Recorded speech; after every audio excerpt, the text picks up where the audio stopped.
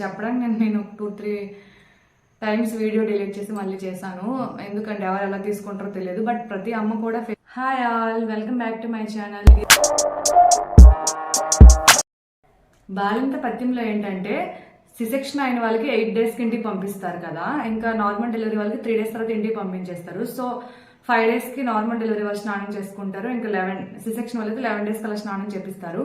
అయితే 5 days ఒకసారి, 11 days ఒకసారి, 21 days మళ్ళీ బేబీ కోల్డ్ ఏం లేకపోతే ఇంకా డే బై డే, లేదంటే మళ్ళీ 1 month ఒకసారి అలా స్నానం ఉంటుంది అనమాట.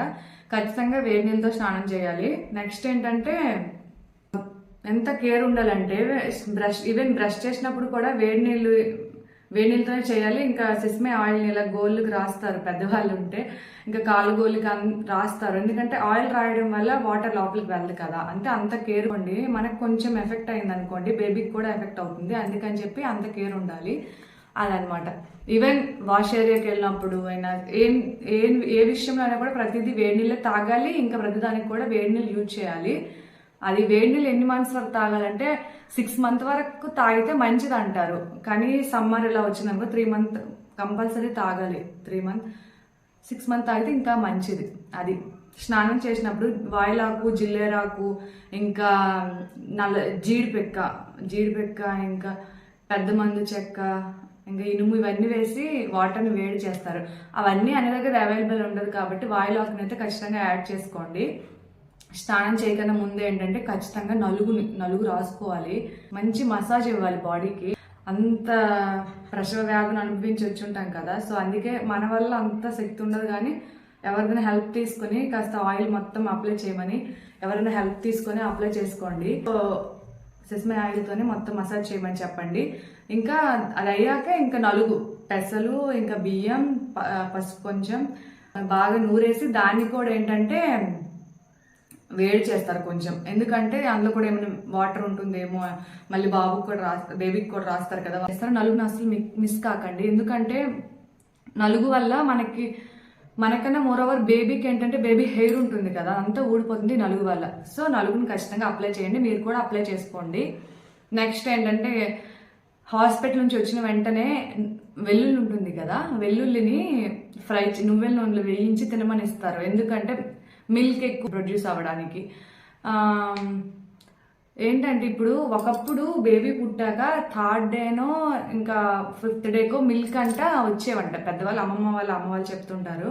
కానీ ఇప్పుడు ఏంటంటే మెడిసిన్ ఎఫెక్ట్ వల్ల మనకి ప్రెగ్నెన్సీ టైంలోనే కొంచెం రిలీజ్ అవుతుంది. అందరికీ తెలిసిందే, ప్రతి అమ్మ కూడా దాన్ని ఫేస్ చేస్తారు. సో అప్పటి నుంచే మనకు ఉంటుంది కాబట్టి పిల్లలు పుట్టిన వెంటనే మనకి మిల్క్ అనేది వస్తుంది.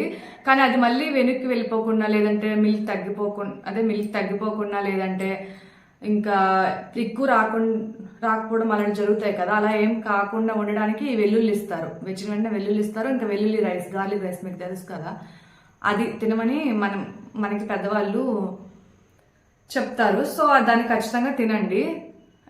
మిల్క్ వస్తుంది కదా అవాయిడ్ చేసేకండి. తర్వాత రాకుండా అయిపోతే బేబీ చాలా ఇబ్బంది అవుతుంది కదా, అందుకని చెప్పి నేను చెప్తున్నాను. నెక్స్ట్ ఏంటంటే డెలివరీ అయిన వెంటనే బ్రెడ్ తినమని చెప్తారు. బ్రెడ్ మైదా తినొచ్చో లేదో అలా ఏమి సంక్షోభించండి, తినండి.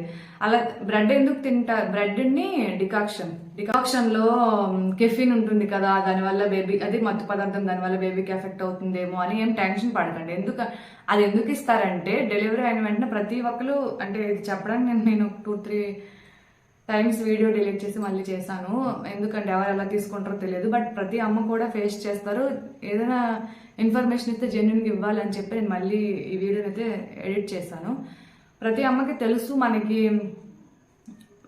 డెలివరీ అయిన తర్వాత బ్లీడింగ్ అనేది అవుతూ ఉంటుంది. సో దానికి పూర్తిగా చెడు రక్తం అంతా బయటికి వెళ్ళిపోయి బాడీ మళ్ళీ రీబూస్ట్ మంచిగా అవ్వడానికి కోసమే ఈ డికాక్షన్ని పెద్దవాళ్ళు ఎక్కువగా ప్రిఫర్ చేస్తారనమాట. అంటే ఒళ్ళు అండడం అలా అంటారు సాధారణ భాషలో. అయితే చెప్పాలంటే మొత్తం చెడు రక్తం అంతా పోయి నీట్గా మన సాధారణ స్థితి రావాలని చెప్పి అలా ఇస్తారు. సో తాగండి, అది మాత్రం ఎక్కువ తాగకండి. దానివల్ల మిల్క్ అంటే పాలు తగ్గిపోయే ఛాన్సెస్ ఉంటాయి. సో ఒక 10 days అలా తీసుకోండి. బ్రెడ్ తినండి, బట్ ఇది డికాక్షన్ గురించి నేను చెప్తున్నాను అనమాట. అదొక 10 days అలా చేసి తర్వాత తగ్గించేయండి.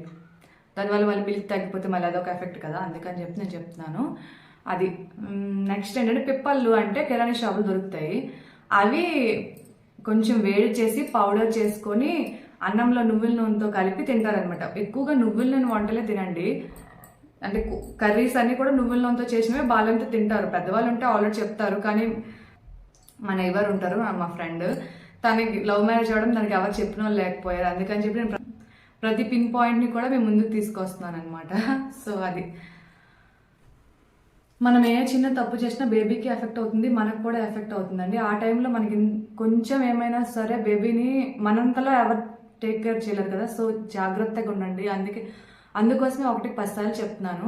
చెవికి మెయిన్ కాటన్ పెట్టుకోవాలంటే చాలా చిరాకు పడతారు. క్లాత్ కట్టుకోవడానికి అబ్బా అన్న ఫీల్ అవుతారు. మెయిన్ సమ్మర్లో డెలివరీ అయిన వాళ్ళ గురించి చెప్తున్నాను. అలా అస్సలు చేయకండి ప్లీజ్.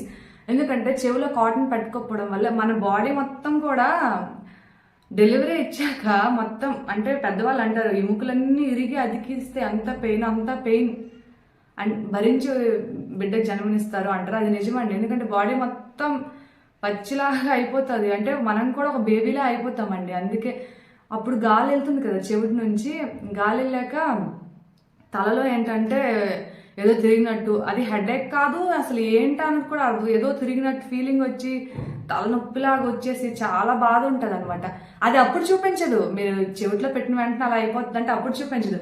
అక్కడికి 1 month 2 month తర్వాత ఆ బాధ అనుభవిస్తాం. సో దయచేసి 1 month భరించండి. మీది కాదు, మొత్తం నా బేబీ కోసమే అనే ఫీల్తో ఆ 1 month అయితే భరించండి. దాన్ని కళ్ళకి కత్తి కాటిక లేదా కంచు కాటిక అంటారండి. అది ఇంట్లోనే చేస్తారు. వెల్లుల్లితో కత్తి సహాయంతోనే చేస్తారు, లేదంటే కంచుకి రంగదీసనే చేస్తారు కాటిక. అది హోమ్ మేడే, షాప్లో తీసిన తర్వాత వేస్ట్. దాంట్లో హాల్ది వెల్లుల్లి ఇవన్నీ వేసేస్తారు. అది బేబీకి కూడా కళ్ళు నొప్పి వస్తుంది, మంట వస్తుంది. అందుకని చెప్పి అదే ఆ కాటికి మాత్రం మనం పెట్టుకోవాలి. బేబీకి కూడా 21 days వరకు ఖచ్చితంగా పెట్టాలి. దానివల్ల కళ్ళు కూడా మసక వచ్చే ఛాన్సెస్ ఉంటుంది మనం. సో అందుకని చెప్పి ఆ కాటికని ప్రిఫర్ చేస్తారు పెద్దవాళ్ళు. అందుకే అంటారు కదా ఉల్లి చేస్తే మంచి తల్లి చేయదని. డెలివరీ అయ్యాక మొత్తం ఈ వెల్లుల్లితోనే మనకి ఎక్కువ ఉంటుంది, ఫుడ్ అయినా సరే ఏమైనా సరే. సో అదనమాట. ఫస్ట్ అయితే డెలివరీ అయిన వెంటనే వెల్లుల్లి ఏదో ఒకటి మొత్తం వెల్లుల్లికి రిలేటెడ్, అంటే వెల్లుల్లిని నువ్వుల నూనెలో ఇచ్చేసినా, లేదంటే వెల్లుల్లి రైస్, గార్లిక్ రైస్ ఏదో ఒకటి తినండి. నెక్స్ట్ ఏంటంటే చెవిలో కాటన్ పెట్టుకోవడానికి, నెక్స్ట్ ఇలా టై చేసుకోవడానికి మాత్రం అస్సలు అవాయిడ్ చేయకండి ప్లీజ్. డికాక్షన్ అండ్ బ్రెడ్ అది తీసుకోండి. నెక్స్ట్ ఫుడ్ కూడా మనకి మార్నింగ్ ఇవ్వరు, సెకండ్ హాఫ్ అండ్ నైట్ కూడా 11 days వరకు మాకు ఇవ్వరు. మరి మీకేమో నాకు తెలియదు. సో అలా ఉంటాయి ఫుడ్ రూల్స్ అయితే. కళ్ళకి కత్తి కాటిక పెట్టుకోవాలి, కంచు కాటిక లేదా కత్తి కాటిక. ఇంకా స్నానం చేసిన ముందు ఇవి నలుగు ఇవంతా ఉంటుంది, అది పెట్టుకొని నువ్వుల నూనెతో మసాజ్. నెక్స్ట్ స్నానం అయ్యాక ధూపం చేసుకోవాలి.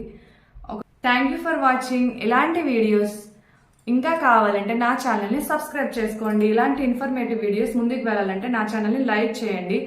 ఏదైనా చెప్పాలనుకుంటే కమెంట్ సెక్షన్లో నాకు తెలియజేయండి. Thank you for watching.